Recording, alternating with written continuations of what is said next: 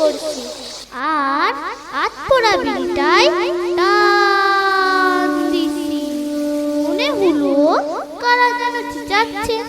তো ধরপাড়ায় কুপাট্ট খুলে বেড়ায় দেখি যে শাড়ি পরা মানুষগুলার নেতাজি জিন্দাবাদ দিতে দিতে যাচ্ছে।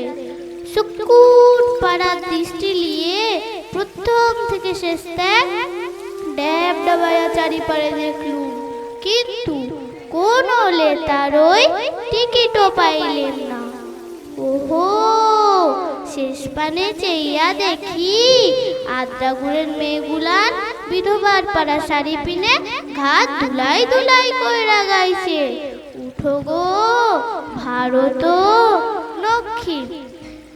তামা লক্ষ্মীরা ভারত লক্ষ্মী কি আর উঠতে পারবে গো?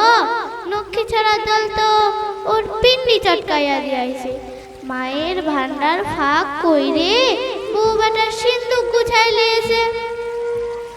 এই লেতারাই তো মাঠো বাঁধো রেখে বিদেশে দাদন খাইছে। সেই মাঠো কি আর উঠতে পারবে গো মা লক্ষ্মীরা? তো বউটারে বইলাম, ও বুদির মা, বেটিটারে কেন পাঠালিছিলে?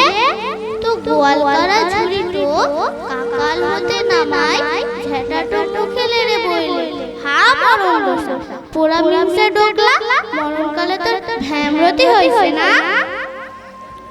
ওরে এলে তা তোর আজকের দিনের ওইসব রাজনৈতিক নেতা লয়, এলে তা হলো নেতাজি সুভাষ। দেশের জন্য সারা জীবন বিকাইছে, তার নামে এইসব কথা কইতে তোর লাজ লাগে না? ক আর একবার ক, ঝেঁটার নয় তো দাঁতটা ফেলান দি। তা বাবা গো, উল্টো বুঝতে পেরে কপালে হাতটা ঠেকাই মনে মনে বললাম, হা নেতাজি দোষ লিও না, ক্ষমা করো।